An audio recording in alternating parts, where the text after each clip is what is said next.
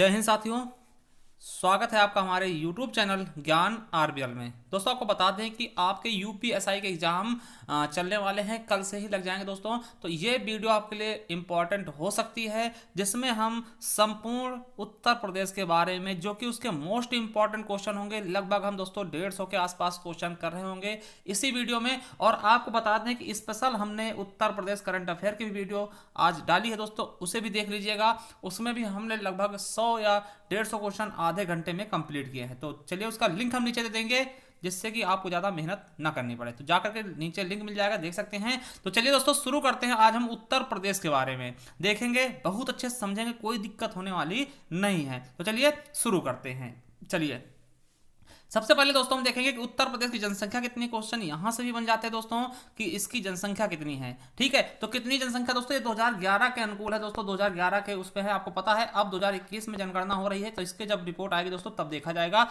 अभी आपका 2011 वाला ही पूछा जाएगा। ठीक है, तो देखिए प्रदेश की जनसंख्या कितनी दोस्तों, तो 19,98,12,341। अब क्वेश्चन पूछेगा कि जो उत्तर प्रदेश की जनसंख्या है पूरे भारत का कितने परसेंट है दोस्तों। ठीक है, तो कितने परसेंट है, 16.51%। यानी कि अगर पूरे भारत में 100 लोग होंगे तो उनमें से लगभग 17 के आसपास दोस्तों केवल और केवल उत्तर प्रदेश के लोग हैं। यानी कि हर एक 100 में से दोस्तों 18 लड़के कहां के हैं, उत्तर प्रदेश के हैं। ठीक है, चलिए अब देखिए, अगर हम बात करते हैं दोस्तों कि उत्तर प्रदेश को एक देश बना दिया जाए, क्या दोस्तों, एक देश बना दिया जाए, तो वो कौन सा देश होगा दोस्तों जनसंख्या के मामले में। तो आपको बता दें, उत्तर प्रदेश अगर खुद भारत से काट के एक देश बना दिया जाएगा दोस्तों, तो उत्तर प्रदेश फिर भी 5वें नंबर पर रहेगा। उससे पहले कौन सा होगा, चीन, जो कि जनसंख्या की दृष्टि से पहले स्थान पे है। दूसरे पे भारत रहेगा, तीसरे पे अमेरिका रहेगा, चौथे पे इंडोनेशिया और 5वें पे अपना उत्तर प्रदेश आ जाएगा। इतनी ज्यादा जनसंख्या भरी पड़ी है उत्तर प्रदेश में।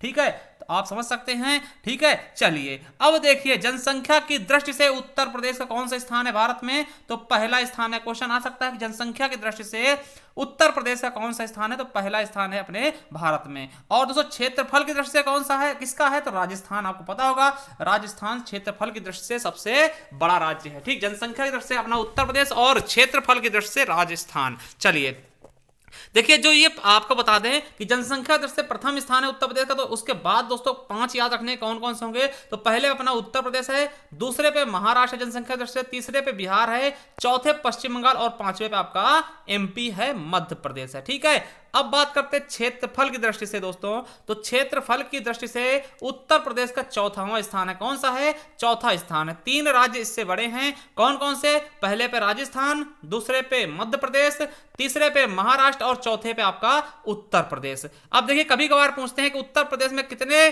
दोस्तों पुरुष हैं और कितनी महिलाएं हैं, कितने पुरुष कितनी महिलाएं हैं। तो आपको बता दें कितने पुरुष हैं दोस्तों, तो 10,44,80,510 पुरुष हैं। ठीक है, और महिला की बात कर लें तो 9,53,31,831 महिलाएं हैं। अगर परसेंटेज में पूछें तो दोस्तों 52.29% पुरुष हैं, और दोस्तों इससे 100 से घटाएंगे तो बचेगा 47.71% महिलाएं। यानी 52.29% क्या है, पुरुष है टोटल, और महिलाओं की जनसंख्या कितनी है, 47.71%। चलिए आगे देखते हैं। और कुल ग्रामीण आबादी दोस्तों पूछें, मतलब गांव में रहने वाले कितने व्यक्ति हैं, तो 77.73। देखिए 7773, ये याद रखेंगे, 7773 ग्रामीण से 22.27 दोस्तों कहां से हैं, शहरी। अगर पूछें कि उत्तर प्रदेश में शहरी आबादी कितनी, तो 22.27%। ठीक है, और जनसंख्या घनत्व दोस्तों, औसत जनसंख्या घनत्व क्या होता है कि पर किलोमीटर पे कितने लोग निवास करते हैं वो बताया था, उसको बोलते हैं औसत जनघनत्व दोस्तों। तो 829, ये क्वेश्चन आपके लिए मोस्ट इंपॉर्टेंट होगा, ये आपका इंपॉर्टेंट क्वेश्चन बनेगा कि उत्तर प्रदेश की औसत जनसंख्या घनत्व कितना है, तो 829 व्यक्ति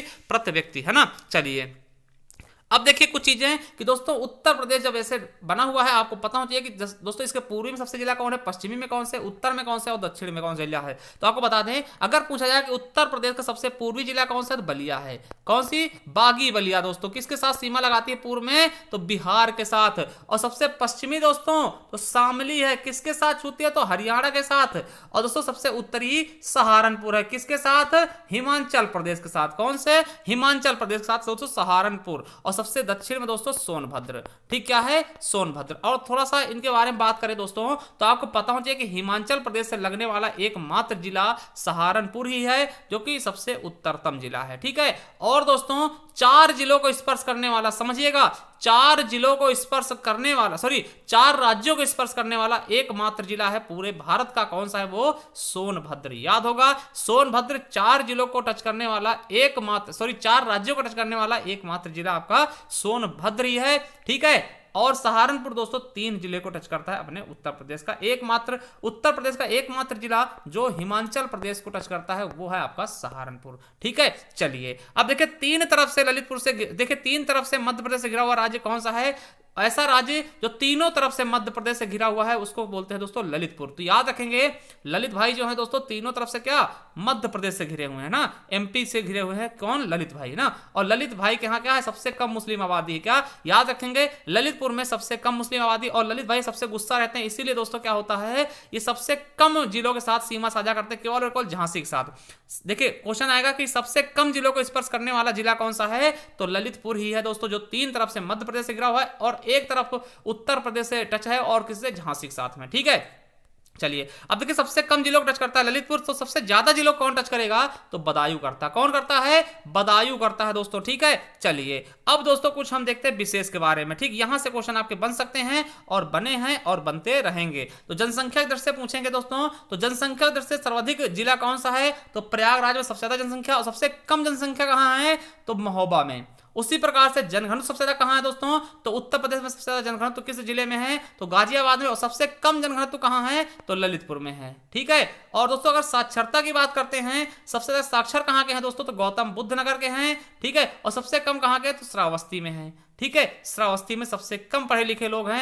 और दोस्तों अगर महिला साक्षरता की बात करें, ये इंपॉर्टेंट दोस्तों, देखिए जब साक्षरता पूछेगा तो आप गौतम बुद्ध नगर बताएंगे, अगर बोले महिला साक्षरता कहां है तो कानपुर नगर हो जाएगा। क्या? कानपुर नगर। और सबसे कम पढ़े लिखे दोस्तों कोई भी बात पूछी जाए तो वो श्रावस्ती ही होगी। ठीक है, श्रावस्ती ही होगी दोस्तों। ठीक है, सबसे कम महिलाएं, सबसे कम पुरुष और सबसे कम टोटल दोस्तों साक्षरता है ना, न्यूनतम साक्षरता वाले ना, तो वो भी श्रावस्ती ही होगी। और सबसे ज्यादा पुरुष कहां पढ़े लिखे? तो गौतम बुद्ध नगर के ही है। ठीक है, और सबसे कम श्रावस्ती। तो ये चीज याद हो गया होगा दोस्तों। ठीक है, ललितपुर सबसे कम जनघनत्व वाला है दोस्तों। ठीक है, सबसे ज्यादा जनघनत्व वाला दोस्तों गाजियाबाद है। और सबसे ज्यादा आबादी कहां है? तो प्रयागराज में। सबसे कम आबादी कहां? महोबा में। और सबसे कम पढ़े लिखे लोग तो दोस्तों श्रावस्ती के। ठीक है, सबसे ज्यादा महिलाएं पढ़ी लिखी कहां की? कानपुर की। ठीक, तो ये चीजें आपको समझना है। चलिए आगे देखते हैं, अगर लिंगानुपात की बात कर ले दोस्तों, सबसे ज्यादा लिंगानुपात कहां है? तो जौनपुर में सबसे अधिक लिंगानुपात है और सबसे कम है गौतम बुद्ध नगर। ठीक है, ये लिंगानुपात क्या होता है दोस्तों कि पर 1000 पुरुषों के अंतर्गत कितनी महिलाएं होंगी। ठीक है, तो वो दोस्तों सबसे ज्यादा कहां है? जौनपुर में। अगर शिशु की बात कर ले, शिशु लिंगानुपात की, तो सबसे ज्यादा दोस्तों बलरामपुर में है और सबसे कम है बागपत में। ठीक है, और एससी आबादी की बात करते हैं, सीतापुर में सबसे ज्यादा है और बागपत में सबसे कम है। एसटी आबादी दोस्तों सोनभद्र में सबसे ज्यादा और बागपत में सबसे कम है। अगर एससी आबादी हम परसेंटेज में बात करें दोस्तों, सबसे ज्यादा कहां है? कौशाम्बी में। कितने परसेंट? 34.72%। और सबसे कम दोस्तों बागपत में है। देखिए सब कुछ बागपत में सबसे कम है। ठीक है, एसटी एसटी बारे में। ठीक है, कितने? 11.44%। अगर एसटी की बात कर लें तो सबसे ज्यादा दोस्तों परसेंटेज में भी कहां है? सोनभद्र में है। कितनी है? 20.67। और सबसे कम कहां है? तो बागपत में है, 0.01 ना। चलिए अगला है, जीडीपी में सबसे ज्यादा योगदान किसका? तो नोएडा का। और सबसे कम किसका था? तो बलरामपुर का। सबसे ज्यादा मुस्लिम आबादी कहां दोस्तों? तो रामपुर, आपको पता होगा, आजम खान का क्षेत्र। और ललितपुर में सबसे कम, हमने बताया था कि ललितपुर में सबसे कम मुस्लिम आबादी है दोस्तों। सबसे बड़ा जिला कौन सा है दोस्तों? तो लखीमपुर खीरी है। ठीक है, दुधवा नेशनल पार्क एकमात्र दोस्तों नेशनल पार्क कहां है? लखीमपुर खीरी में दोस्तों। और हापुड़ सबसे छोटा जिला है। क्या है? हापुड़ सबसे छोटा जिला है। ठीक है दोस्तों, चलिए अब देखते हैं दोस्तों नदियों का प्रवेश किस जगह से कौन सी नदी प्रवेश करती है उत्तर प्रदेश में दोस्तों। आपको बता दें कि गंगा नदी दोस्तों, ठीक है, गंगा नदी उत्तर प्रदेश में बिजनौर जिले से दोस्तों उत्तर प्रदेश में प्रवेश करती है। आपको पता है ये आती है दोस्तों उत्तराखंड से और बिजनौर जिले से दोस्तों उत्तर प्रदेश में चली आती है। ठीक है, 28 जिलों से होकर दोस्तों उत्तर प्रदेश से गुजरती है। वही अगर हम यमुना नदी की बात करें दोस्तों, सहारनपुर से दोस्तों इंडिया के अंदर, सॉरी उत्तर प्रदेश के अंदर आती है। ठीक है, और प्रयागराज में दोस्तों ये गंगा जी से मिल जाती है दोस्तों। तब तक दोस्तों ये 19 जिलों से होकर के गुजरती है, उत्तर प्रदेश के 19 जिलों से होकर के यमुना नदी गुजरती है और अंततः दोस्तों प्रयागराज में ये मिल जाती है गंगा में, गंगा की सहायक नदी। वहीं रामगंगा दोस्तों कहां निकलती है? तो बिजनौर से दोस्तों उत्तर प्रदेश में आती है। ठीक है, गंडक दोस्तों तो महाराजगंज से ठीक है, और दोस्तों शारदा नदी पीलीभीत से उत्तर प्रदेश में प्रवेश करती है। तो ये चीजें आपके लिए इंपॉर्टेंट हैं, इनको भी आप रटते रहिएगा। ठीक है, देखिए उत्तर क्या है दोस्तों, भारत की सबसे लंबी सहायक नदी कौन सी, तो यमुना ही है दोस्तों, किसकी है, गंगा की। ठीक है, चलिए बिल्कुल अच्छे समझ में आएगा दोस्तों, एकदम बेहतरीन ढंग से। चलिए कुछ क्वेश्चन देखते दोस्तों। ठीक है, चलिए। और दोस्तों चंबल नदी कहां से प्रवेश करती है दोस्तों, आगरा से करती है। और सोन नदी दोस्तों सोनभद्र से प्रवेश करती है और यहीं से उसका निकास हो जाता है। ठीक, तो याद रखेंगे ये सब चीजें नदियों संबंधित दोस्तों बहुत इंपॉर्टेंट चीजें थी। चलिए अब कुछ महत्वपूर्ण तथ्य देखते हैं। ठीक, अब ये दोस्तों कुछ क्वेश्चन देखते हैं, इनको देखिएगा दोस्तों, बहुत अच्छे क्वेश्चन है जो कि किसी ना किसी एग्जाम में पूछे गए हैं। क्वेश्चन आपसे पूछा है उत्तर प्रदेश का नाम उत्तर प्रदेश कब पड़ा दोस्तों, 24 जनवरी 1950 को। याद रखेंगे 26 जनवरी मत कहना, 24 जनवरी 1950 दोस्तों उत्तर प्रदेश का नाम उत्तर प्रदेश पड़ा। चलिए उत्तर प्रदेश से काटकर उत्तराखंड राज्य का निर्माण कब किया गया दोस्तों, तो ये भी याद रखेंगे 9 नवंबर 2000 को काटा गया था। और ये क्वेश्चन कई बार यूपी पुलिस में पूछा गया। देखिए जब इसको काट के बनाया गया तब उत्तराखंड का नाम उत्तरांचल था। क्या नाम था, उत्तरांचल नाम था दोस्तों, क्या नाम था, उत्तरांचल कहा जाता था दोस्तों। फिर इसका नाम बदल के 2006 में उत्तराखंड कर दिया गया। क्या कर दिया गया, उत्तराखंड। अब आपको बताना है कि उत्तराखंड के इस समय सीएम कौन है दोस्तों। ठीक है, चलिए तीसरा क्वेश्चन है हिंदी भाषा को सभी कार्यालयों में अनिवार्य कब किया गया दोस्तों, तो हिंदी भाषा को सभी कार्यालयों में अनिवार्य कब किया गया दोस्तों, 26 जनवरी 1968 को। कब, 26 जनवरी को 1968 को सभी कार्यालयों में हिंदी भाषा को अनिवार्य कर दिया गया था। भैया हिंदी भाषा में सारे कामकाज होंगे। ठीक है, चलिए। और दोस्तों हिंदी को राजभाषा दर्जा कब दिया गया, 14 सितंबर को। इसीलिए इस दिन क्या मनाते हैं दोस्तों, हिंदी दिवस मनाते हैं। ठीक, और विश्व हिंदी दिवस 10 जनवरी को। ठीक है, चलिए अगला क्वेश्चन आपके लिए कि उत्तर प्रदेश की द्वितीय राजभाषा किसे घोषित किया गया दोस्तों, तो उर्दू को किया गया। कब किया गया, 1989 में। तो उत्तर प्रदेश की 2 राजभाषाएं हैं दोस्तों, एक हिंदी और एक उर्दू। उर्दू को 1989 में अपनाया गया। चलिए उत्तर प्रदेश के प्रथम मुख्यमंत्री कौन थे, तो गोविंद वल्लभ पंत जी थे दोस्तों। वहीं बात कर ले उत्तर प्रदेश के प्रथम उप मुख्यमंत्री कौन थे, तो चौधरी नारायण सिंह। क्या, चौधरी नारायण सिंह जी। देखिए और उत्तर प्रदेश की प्रथम महिला मुख्यमंत्री या फिर पूरे देश की दोस्तों या फिर किसी भी राज्य की पहली महिला मुख्यमंत्री पूछेगा तो आपको बताना है सुचेता कृपलानी। क्या, सुचेता कृपलानी दोस्तों उत्तर प्रदेश की या फिर दोस्तों पूरे देश की पहली प्रथम महिला मुख्यमंत्री थी। चलिए अगला है हिमाचल प्रदेश को स्पर्श करने वाला उत्तर प्रदेश का एकमात्र जिला कौन सा है, सहारनपुर है। आपको हमने बताया भी था सबसे उत्तरी जिला है जो कि दोस्तों हिमाचल प्रदेश से लगता है। ठीक है, चलिए अगला है दोस्तों नेक्स्ट क्वेश्चन क्या है, उत्तर प्रदेश का एकमात्र जिला जो तीनों तरफ से एमपी से घिरा हुआ है। तो हमने बताया था ललितपुर, जहां पे सबसे कम मुस्लिम आबादी भी है दोस्तों और सबसे कम जिलों को स्पर्श करता है, केवल एक जिले को करता है, कौन से, झांसी को। ठीक है, चलिए अगला है उत्तर प्रदेश का वह जिला जो सबसे कम जिलों के साथ सीमा साझा करता है दोस्तों, तो वो भी क्या है, ललितपुर। हम पहले से ही बता चुके हैं। चलिए देश का एकमात्र जिला जो 4 राज्यों के साथ सीमा साझा करता है दोस्तों, सोनभद्र सबसे दक्षिणतम जिला है। आपको बता दें बिहार, छत्तीसगढ़, झारखंड और मध्य प्रदेश यानी 4 राज्यों के साथ ये सीमा साझा करता है और ऐसा करने वाला पूरे भारत का ये इकलौता जिला है जो कि 4 राज्यों के साथ सीमा साझा करता है। चलिए अगला क्वेश्चन है कि झारखंड और छत्तीसगढ़ को स्पर्श करने वाला उत्तर प्रदेश का एकमात्र जिला, तो हमने पहले बता दिया दोस्तों कि झारखंड और छत्तीसगढ़ को और कोई जिला उत्तर प्रदेश का टच नहीं करता, केवल और केवल सोनभद्र ही करता है मेरे दोस्तों। ठीक है, चलिए अगला है उत्तर प्रदेश का नवीनतम नगर निगम कौन सा दोस्तों, तो 17 टोटल। देखिए पूछे कितने नगर निगम है उत्तर प्रदेश, 17 है। सबसे नवीनतम कौन सा है, तो शाहजहांपुर दोस्तों, अप्रैल 2018 में ये बनाया गया। चलिए अगला है कि भारत का प्रथम कृषि विश्वविद्यालय की स्थापना हुई थी दोस्तों, कहां हुई थी, पंतनगर, जो कि अब उत्तराखंड में पड़ता है, पहले उत्तर प्रदेश में ही था दोस्तों। ये क्वेश्चन कई बार पूछा गया इसलिए हमने इसमें डाल भी दिया। ठीक है, चलिए अगला क्वेश्चन, उत्तर प्रदेश के लगभग कितने % लोग खेती पर निर्भर दोस्तों, तो 61.3%। सारे क्वेश्चन दोस्तों कहीं ना कहीं पूछे हुए हैं दोस्तों, वीडियो क्वेश्चन है ये। ठीक है, चलिए उत्तर प्रदेश का नकदी फसल कौन सा है, गन्ना दोस्तों, और सबसे अच्छा गन्ना दोस्तों मेरठ की साइड में होता है। कहां पे, मेरठ की साइड में। ठीक, चलिए अगला दोस्तों क्वेश्चन है कि उत्तर प्रदेश में सर्वाधिक वर्षा किस जिले में होती है दोस्तों, आपको बता दें कि गोरखपुर में सर्वाधिक वर्षा होती है। कहां पर, गोरखपुर में सबसे ज्यादा वर्षा होती है दोस्तों। और एक चीज और बता दें कि गोरखपुर में ही दोस्तों चिड़ियाघर खोला गया है। ठीक है, तीसरा चिड़ियाघर उत्तर प्रदेश का दोस्तों, और गोरखपुर में दोस्तों आपको बता दें कि गोरखपुर में सबसे ऊंचा झंडा भी है। ठीक है, चलिए अगला है सबसे कम वर्षा कहां होती है दोस्तों, मथुरा में। कितने दोस्तों, 54.4 सेंटीमीटर। और दोस्तों मथुरा की बात करें तो मथुरा में दोस्तों हाथी अस्पताल पहला खोला गया। ठीक है, ये चीज याद रखेंगे दोस्तों, बहुत इंपॉर्टेंट चीज है। अगला है वायु, राज्य में वायु अपर्दन से सर्वाधिक प्रभावित जिले कौन कौन से हैं दोस्तों, तो मथुरा व आगरा हैं। ठीक है, चलिए और दोस्तों जल अपर्दन से यानी कि अवनलिका अपर्दन से सर्वाधिक प्रभावित जिले कौन से हैं, इटावा और आगरा। कौन कौन से, इटावा और आगरा मेरे दोस्तों। ठीक है, चलिए अगला है उत्तर प्रदेश की सबसे पुरानी नहर कौन सी है, तो पूर्वी यमुना नहर, जिसे दोस्तों खुद शाहजहां ने बनवाया था 1631 ईस्वी में। कब? 1631 ईस्वी में। अगला है उत्तर प्रदेश की सबसे लंबी नहर कौन सी है दोस्तों? तो शारदा नहर है। अगर पूछ ले दोस्तों कि उत्तर प्रदेश में सबसे ज्यादा नहरों का जाल किस जिले में है, तो वो रायबरेली हो जाएगा। मेरा ही जिला है रायबरेली, जहां पे दोस्तों सबसे ज्यादा नहरों का जाल है। ठीक है, खुद दोस्तों शारदा नदी सबसे लंबी जाल फैलाती है हमारे रायबरेली जिले में। चलिए अगला है कि उत्तर प्रदेश का एकमात्र परमाणु विद्युत केंद्र कौन सा है? तो दोस्तों नरौरा है। कहां पड़ता है? बुलंदशहर में। ठीक है, याद रखेंगे। अगला है प्रधानमंत्री जी द्वारा देश का पहला जल ग्राम किसे घोषित किया गया दोस्तों? देश का पहले, पूरे देश का दोस्तों पहला जल ग्राम किसको घोषित किया गया? जखनी ग्राम दोस्तों बांदा। आपको बता दें कि बांदा में दोस्तों पानी की बहुत कमी है, मगर दोस्तों यहां के लोगों ने इतने अच्छे से बारिश के पानी संरक्षित किया दोस्तों, इसीलिए इसको जल ग्राम घोषित करना पड़ा। कौन सा? जखनी दोस्तों क्या है? प्रथम जल ग्राम है। ठीक है, बांदा में।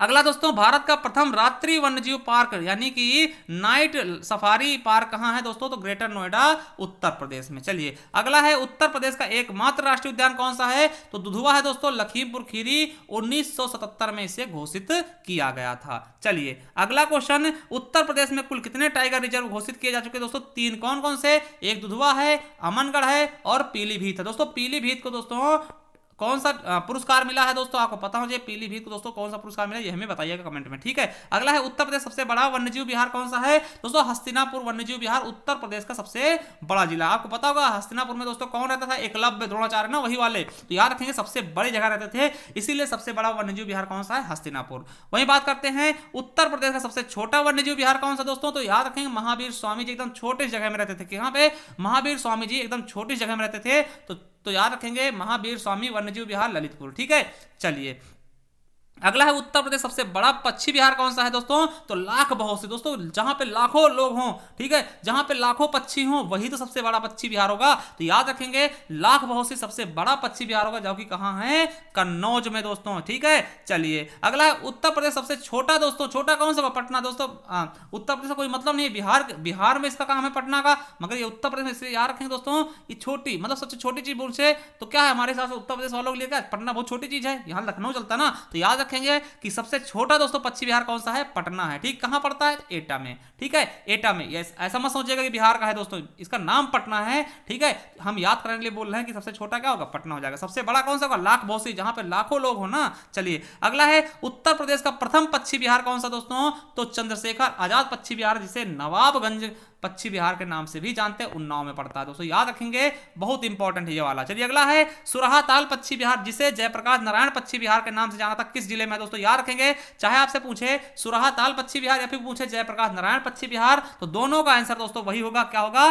बलिया दोस्तों, सबसे पूर्वी जिला में। चलिए अगला दोस्तों आपसे पूछेगा कि बेंती, जिसे भीमराव अंबेडकर पक्षी विहार के नाम से जाना था दोस्तों, वो कहां है? तो कुंडा प्रतापगढ़। कुंडा दोस्तों, कुंडा पड़ता है प्रतापगढ़ में। ठीक है, चलिए और प्रतापगढ़ दोस्तों सई नदी किनारे है। अगला है हाल ही में सराही झील को सराही पक्षी विहार घोषित किया गया, वो किस जनपद में दोस्तों? तो बाराबंकी में दोस्तों। और बाराबंकी में क्या होती है? अफीम की खेती होती है। चलिए अगला है भारत की सबसे लंबी रेलगाड़ी जिसमें 26 कोच है दोस्तों, कौन सी है? प्रयागराज एक्सप्रेस दोस्तों। देखिए पूछा जाएगा सबसे लंबी रेलगाड़ी, देखिए ये नहीं पूछा सबसे ज्यादा दूरी तय करने वाली, यहां पूछा गया सबसे लंबी रेलगाड़ी, तो आप विवेक एक्सप्रेस बता करके अपने आप को गलत मत करिएगा दोस्तों। याद रखिएगा ये पूछा सबसे लंबी, यानी कि कोच सबसे ज्यादा हो। और दोस्तों आपको पता है सबसे लंबी मालगाड़ी बनाई गई जिसका नाम है वासुकी, है ना। तो ये भी याद रखेंगे, वासुकी दोस्तों मालगाड़ी और ये रेलगाड़ी में बहुत फर्क होता है। मालगाड़ी में माल ढोया था दोस्तों, ये रेलगाड़ी क्या है? ये दोस्तों व्यक्तियों के लिए होती है। ठीक है, तो सबसे लंबी रेलगाड़ी कौन सी है दोस्तों?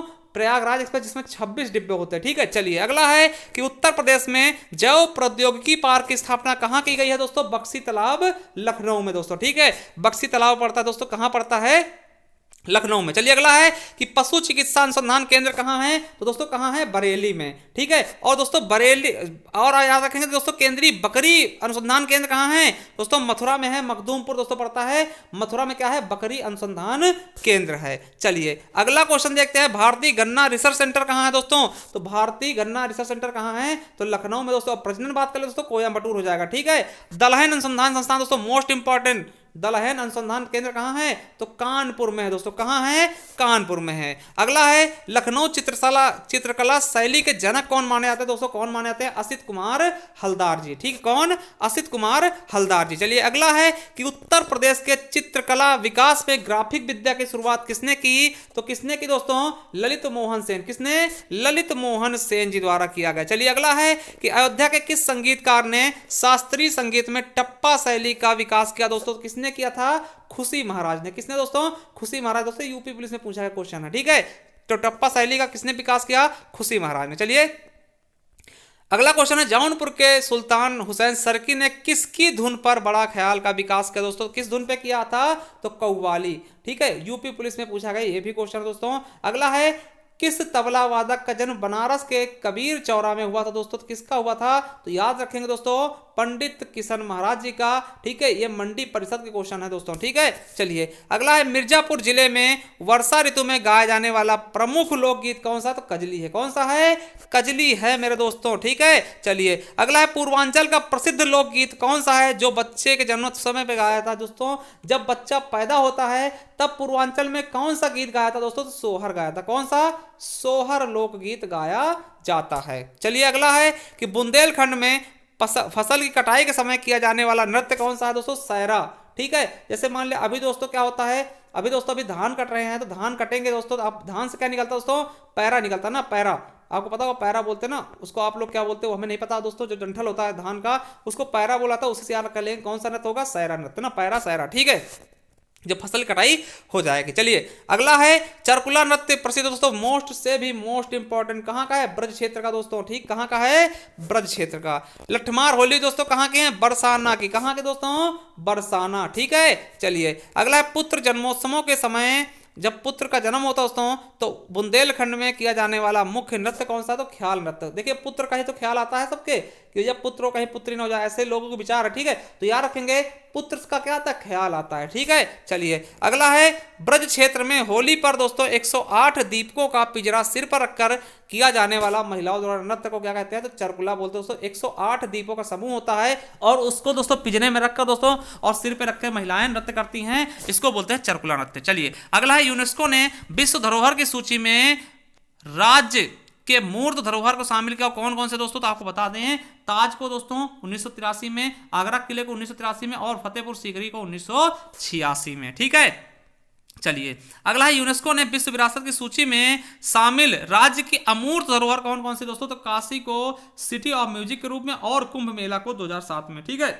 दोस्तों, ये क्वेश्चन कई बार पूछा गया, कुंभ मेला 2007 में इसको शामिल किया गया था अमूर्त धरोहर में। ठीक है, चलिए अगला है जौनपुर, जिसको हम पूर्व का सिराज कहते हैं, की स्थापना किस शासक द्वारा की गई दोस्तों? तो फिरोज शाह तुगलक द्वारा। किसके द्वारा? फिरोज शाह तुगलक द्वारा 1358 ईस्वी में जौनपुर जिले की स्थापना की गई थी। देखिए जौनपुर की स्थापना किसकी स्मृति में फिरोज शाह तुगलक ने की थी दोस्तों? तो आपको बता दें उनका दोस्तों किसके नाम पे किया था? तो दोस्तों मोहम्मद बिन तुगलक, जिसे जौना खां कहते थे, जौना खां के नाम पर ही जौनपुर की स्थापना सुल्तान फिरोज शाह तुगलक ने की। देखिए किसकी याद में? तो जौना खां की याद में। किसने की? फिरोज शाह तुगलक ने। जो भी क्वेश्चन पूछेगा आपको उत्तर बताना। अगला है पावानगर स्थान किस जिले में पड़ता है जहां 468 ईस्वी में महावीर स्वामी ने अपने शरीर का त्याग किया था दोस्तों? कहां पड़ता है? कुशीनगर। ठीक है, कहां पड़ता है? कुशीनगर दोस्तों। और कुशीनगर के बारे में हमने बताया केला महोत्सव पड़ा है कुशीनगर में दोस्तों।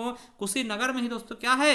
आपका अंतरराष्ट्रीय हवाई अड्डा है कुशीनगर में दोस्तों। प्रथम ट्रांसजेंडर विश्वविद्यालय भी खोला जा रहा है। ठीक है, चलिए अगला क्वेश्चन क्या है कि किसे दोस्तों किस जिले को कान्यकुब्ज या नगर महोदय श्री के नाम जानते हैं दोस्तों? किसको जानते हैं? कन्नौज को कान्यकुब्ज भी कहते हैं और नगर महोदय श्री के नाम से भी जानते हैं। अगला है 1504 ईस्वी में आगरा शहर की स्थापना किस शासक द्वारा किया गया? सिकंदर लोदी द्वारा। किसके द्वारा? सिकंदर लोदी द्वारा। अगला है गौतम बुद्ध जी का महापरिनिर्वाण उत्तर प्रदेश के किस जिले से संबंधित दोस्तों? तो आपका कुशीनगर। तो यहीं पर हमने बता दिया है दोस्तों पहले से कि यहां ताज होटल भी खुलने जा रहा है। फर्रुखाबाद में मुगल घाट का निर्माण किसके द्वारा कराया गया दोस्तों? औरंगजेब के द्वारा फर्रुखाबाद में मुगल घाट का निर्माण कराया गया। अगला है उत्तर प्रदेश में जैन और बौद्ध दोनों धर्मों के लिए प्रसिद्ध स्थान कौन सा है? तो कौशाम्बी है दोस्तों। कौन सा है? कौशाम्बी है। चलिए अगला है वाराणसी में स्थित विश्वनाथ मंदिर, क्या बाबा विश्वनाथ मंदिर का निर्माण किसके द्वारा करवाया गया? तो रानी अहिल्याबाई द्वारा। किसके द्वारा? रानी अहिल्याबाई द्वारा। अगला है अर्जुन द्रौपदी का स्वयंवर स्थल भेड़कुंड दोस्तों, जहां पे वो निशाना लगाते दोस्तों और उनसे स्वयंवर करते दोस्तों, कहां है? तो फर्रुखाबाद में। कहां है? फर्रुखाबाद में। अगला है मदन मोहन मालवीय द्वारा बनारस हिंदू विश्वविद्यालय यानी BHU, ठीक है, BHU दोस्तों, ठीक है। इसकी स्थापना कब की गई थी? 1916 ईस्वी में। कब? 1916 ईस्वी में। अगला है उर्दू शायरी में फिराक गोरखपुरी किस नाम से प्रसिद्ध थे दोस्तों? जो उर्दू शायर हैं दोस्तों, उन फिराक गोरखपुरी के नाम से जाने जाते हैं। उनका रियल नेम क्या है? तो रघुपति सहाय। ठीक है, क्वेश्चन आएगा रघुपति सहाय का रियल नेम क्या है? सॉरी रघुपत साहब किस नाम से जानते हैं? फिराक गोरखपुरी के नाम से। चलिए अगला है प्रसिद्ध कहानीकार उपन्यासकार धनपत राय को किस नाम से जानते हैं दोस्तों? तो मुंशी प्रेमचंद्र जी के नाम से। चलिए अगला है राष्ट्रीय कवि मैथिली शरण गुप्त का जन्म कहाँ हुआ? तो दोस्तों कहाँ हुआ? झांसी में। कहाँ हुआ? झांसी में हुआ दोस्तों मैथिली शरण गुप्त का जन्म। चलिए अगला दोस्तों, उत्तर प्रदेश का सबसे नवीनतम मंडल कौन सा है दोस्तों? तो 18 मंडल। पहले ये याद रखेंगे कितने मंडल हैं, तो दोस्तों टोटल 18 मंडल हैं। और नवीनतम कौन सा? तो अलीगढ़ मंडल। कब बनाएगा? तो अप्रैल 2008 में। और सबसे नया दोस्तों नगर निगम कौन सा, वो आप हमें कमेंट बॉक्स में करिएगा। तो जो दोस्तों टोटल 17 नगर निगम है, सबसे नया नगर निगम जो 17वां दोस्तों वो कौन सा है, आप कमेंट बॉक्स में कमेंट करके हमें बताइएगा दोस्तों। और दोस्तों आपको बता दें, अगर इसकी पीडीएफ या हमारे टेलीग्राम चैनल ज्वाइन कर सकते हैं, ज्ञान RBL ऑफिसर का नाम मिल जाएगा। और दोस्तों जो हमने सुबह करंट अफेयर पढ़ाई उसकी वीडियो देख लीजिएगा, लिंक दे देंगे नीचे। और दोस्तों अगर जनहित आजकल देखना चाहते हो वो भी दिख जाएगा। और दोस्तों ये हमारी ई बुक है, ठीक है, हिंदी के दोस्तों, ये हिंदी साहित्य के इतिहास की है, ये हिंदी सामान्य हिंदी की, ये भाषा की है, ये पत्रलेखन की। जो भी आप चाहते हैं परचेस करना दोस्तों, नीचे लिंक दे देंगे डिस्क्रिप्शन में जाकर के, वहां से आप परचेस कर सकते हैं। तो चलिए दोस्तों, अगर देखिए वीडियो पसंद आए तो दोस्तों बिना कहे आप इसको शेयर कर दीजिएगा, वीडियो लाइक कर दीजिए। और दोस्तों मिलते हैं नेक्स्ट वीडियो में, तब तक के लिए जय हिंद, जय भारत, वंदे मातरम और बेस्ट ऑफ लक दोस्तों आपकी परीक्षा के लिए, आप अच्छे से करके आए। थैंक यू, धन्यवाद।